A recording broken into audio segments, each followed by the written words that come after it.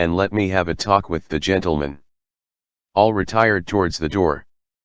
He went on. Monsieur, you did wrong to try to jump out of the window. You might have broken your leg. Now, if you will permit me, we will converse quietly.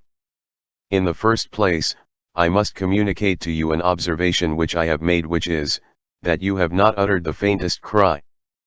Thénardier was right, this detail was correct, although it had escaped Marius in his agitation. M. Leblanc had barely pronounced a few words, without raising his voice, and even during his struggle with the 6 ruffians near the window he had preserved the most profound and singular silence. Thénardier continued. Mon Dieu! You might have shouted "Stop thief" a bit, and I should not have thought it improper. Murder. That, too, is said occasionally, and, so far as I am concerned, I should not have taken it in bad part. It is very natural that you should make a little row when you find yourself with persons who don't inspire you with sufficient confidence. You might have done that, and no one would have troubled you on that account. You would not even have been gagged. And I will tell you why. This room is very private. That's its only recommendation, but it has that in its favor. You might fire off a mortar and it would produce about as much noise at the nearest police station as the snores of a drunken man. Here a cannon would make a boom, and the thunder would make a poof. It's a handy lodging.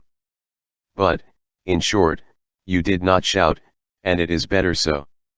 I present you my compliments, and I will tell you the conclusion that I draw from that fact. My dear sir, when a man shouts, who comes? The police. And after the police? Justice. Well, you have not made an outcry. That is because you don't care to have the police and the courts come in any more than we do. It is because, I have long suspected it, you have some interest in hiding something. On our side we have the same interest. So we can come to an understanding. As he spoke thus, it seemed as though Thénardier, who kept his eyes fixed on M. Leblanc, were trying to plunge the sharp points which darted from the pupils into the very conscience of his prisoner.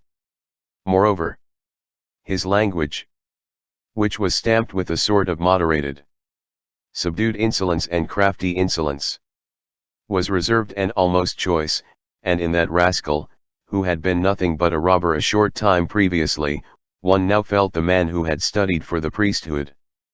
The silence preserved by the prisoner, that precaution which had been carried to the point of forgetting all anxiety for his own life, that resistance opposed to the first impulse of nature, which is to utter a cry, all this, it must be confessed, now that his attention had been called to it, troubled Marius, and affected him with painful astonishment. Thénardier's well-grounded observation still further obscured for Marius the dense mystery which enveloped that grave and singular person on whom Courfeyrac had bestowed the sobriquet of Monsieur Leblanc. But whoever he was, bound with ropes, surrounded with executioners, half plunged, so to speak, in a grave which was closing in upon him to the extent of a degree with every moment that passed. In the presence of Thénardier's wrath, as in the presence of his sweetness, this man remained impassive. And Marius could not refrain from admiring at such a moment the superbly melancholy visage. Here, evidently, was a soul which was inaccessible to terror, and which did not know the meaning of despair. Here was one of those men who command amazement in desperate circumstances. Extreme as was the crisis, inevitable as was the catastrophe, there was nothing here of the agony of the drowning man, who opens his horror-filled eyes under the water. Thénardier rose in an unpretending manner, went to the fireplace, shoved aside the screen, which he leaned against the neighboring pallet, and thus unmasked the brazier full of glowing coals, in which the prisoner could plainly see the chisel white-hot and spotted here and there with tiny scarlet stars. Then Thénardier returned to his seat beside M. Leblanc. I continue, said he. We can come to an understanding. Let us arrange this matter in an amicable way. I was wrong to lose my temper just now, I don't know what I was thinking of, I went a great deal too far, I said extravagant things. For example, because you are a millionaire, I told you that I exacted money, a lot of money, a deal of money. That would not be reasonable. Mon Dieu, in spite of your riches, you have expenses of your own, who has not? I don't want to ruin you, I am not a greedy fellow, after all. I am not one of those people who, because they have the advantage of the position, profit by the fact to make themselves ridiculous.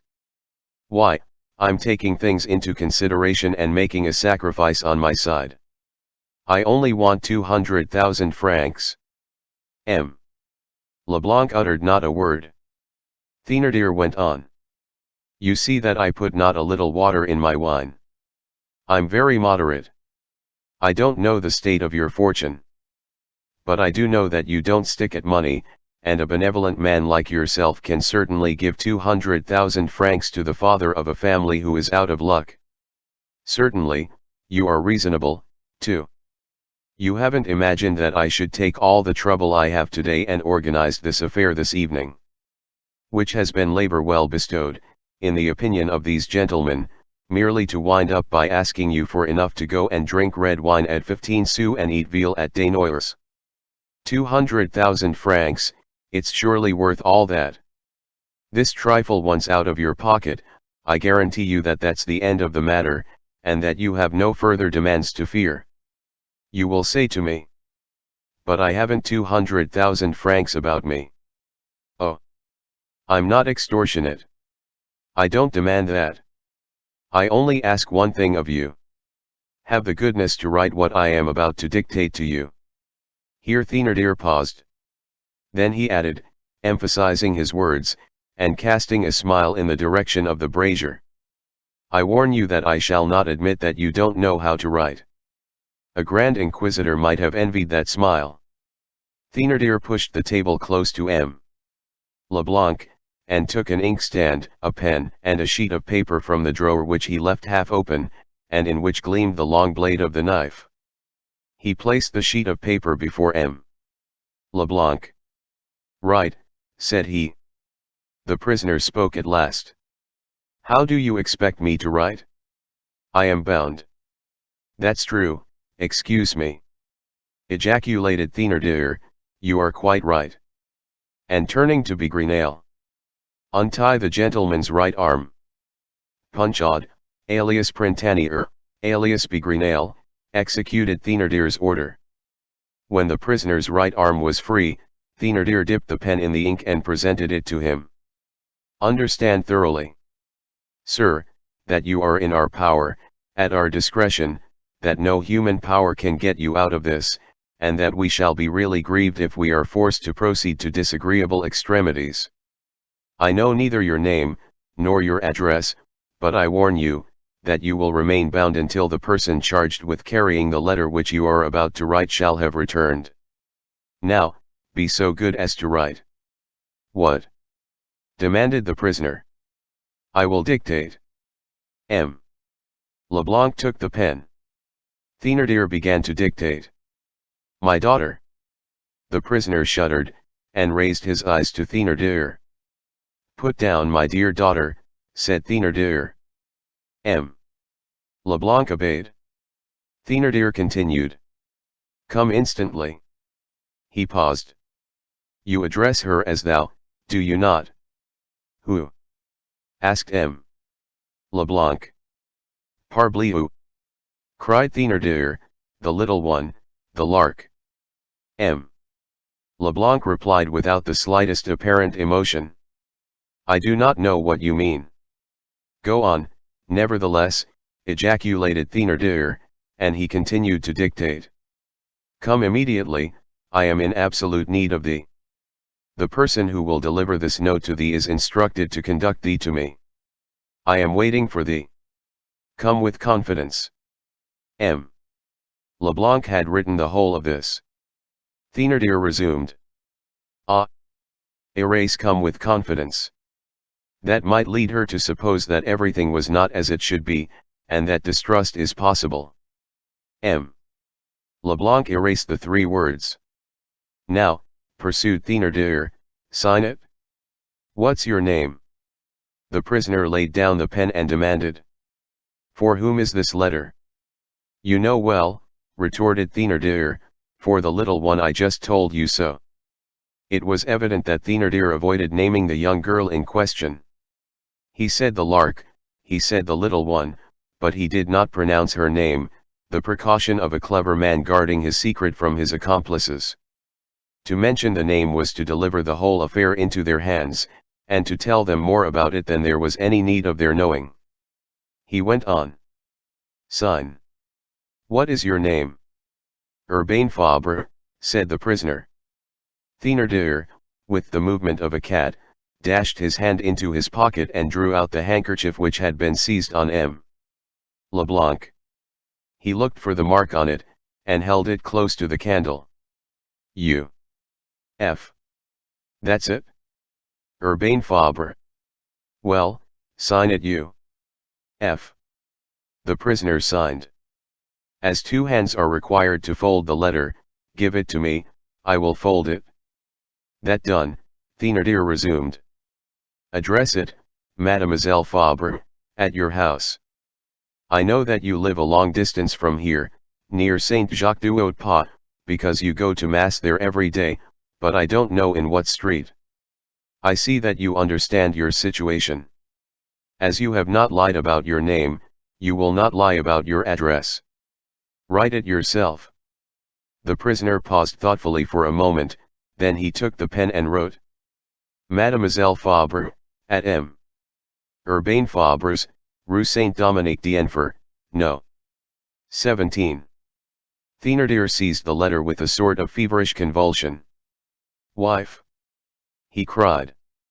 The Thénardier woman hastened to him. Here's the letter. You know what you have to do. There is a carriage at the door. Set out at once, and return ditto. And addressing the man with the meat axe. Since you have taken off your nose screen, accompany the mistress. You will get up behind the fiacre. You know where you left the team? Yes, said the man. And depositing his axe in a corner, he followed Madame Thénardier. As they set off, Thénardier thrust his head through the half-open door, and shouted into the corridor. Above all things, don't lose the letter. Remember that you carry 200,000 francs with you. The Thénardier's hoarse voice replied. Be easy. I have it in my bosom. A minute had not elapsed, when the sound of the cracking of a whip was heard, which rapidly retreated and died away. Good. Growled Thénardier. They're going at a fine pace. At such a gallop, the bourgeois will be back inside 3/4 of an hour.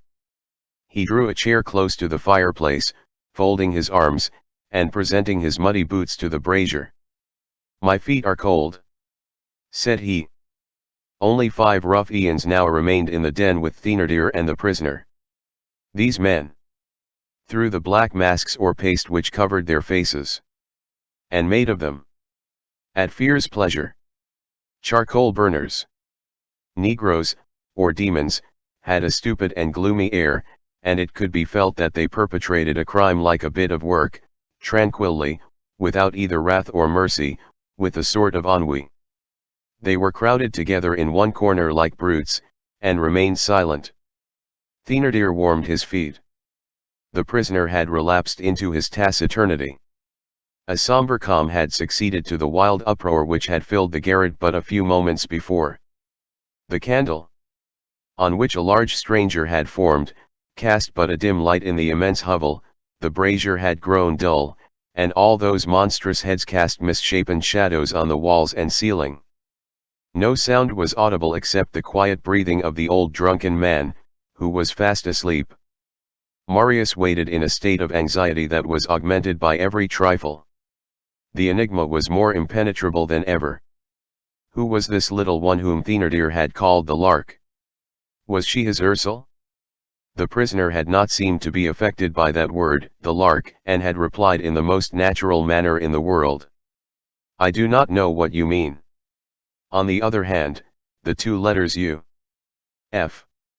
were explained. They meant Urbain Fabre. And Ursel was no longer named Ursel. This was what Marius perceived most clearly of all. A sort of horrible fascination held him nailed to his post, from which he was observing and commanding this whole scene. There he stood, almost incapable of movement or reflection, as though annihilated by the abominable things viewed at such close quarters. He waited, in the hope of some incident, no matter of what nature, since he could not collect his thoughts and did not know upon what course to decide. In any case, he said, if she is the lark, I shall see her, for the Thénardier woman is to bring her hither. That will be the end, and then I will give my life and my blood if necessary, but I will deliver her. Nothing shall stop me. Nearly half an hour passed in this manner. Thénardier seemed to be absorbed in gloomy reflections. The prisoner did not stir. Still, Marius fancied that at intervals, and for the last few moments, he had heard a faint, dull noise in the direction of the prisoner. All at once, Thénardier addressed the prisoner. By the way, Monsieur Fabre, I might as well say it to you at once. These few words appeared to be the beginning of an explanation. Marius strained his ears. My wife will be back shortly, don't get impatient. I think that the lark really is your daughter, and it seems to me quite natural that you should keep her. Only, listen to me a bit. My wife will go and hunt her up with your letter. I told my wife to dress herself in the way she did, so that your young lady might make no difficulty about following her. They will both enter the carriage with my comrade behind.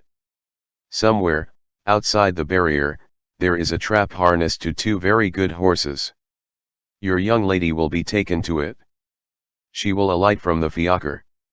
My comrade will enter the other vehicle with her, and my wife will come back here to tell us. It's done. As for the young lady, no harm will be done to her. The trap will conduct her to a place where she will be quiet, and just as soon as you have handed over to me those little 200,000 francs, she will be returned to you.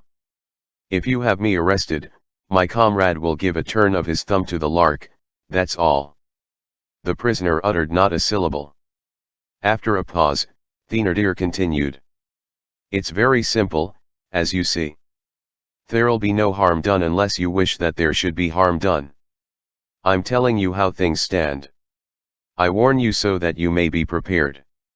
He paused, the prisoner did not break the silence, and Thénardier resumed.